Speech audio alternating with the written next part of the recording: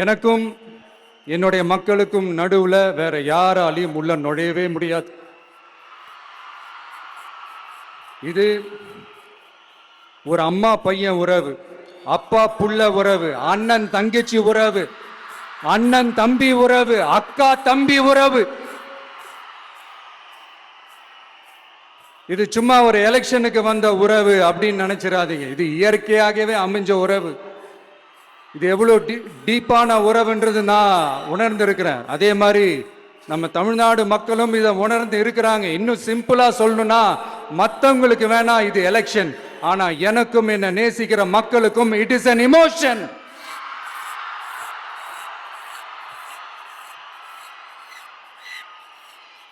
And it is not an ordinary emotion.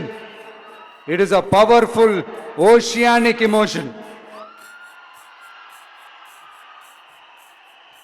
இப்படி இருக்கும்போது வீட்டுக்கு வீடு விஜய், தமிழ்நாட்டுக்காக விஜய், வெற்றி பேரணியில் தமிழ்நாடு, இதெல்லாமே 100% இந்த எலெக்ஷன்ல அது ப்ரூவ் ஆகும்.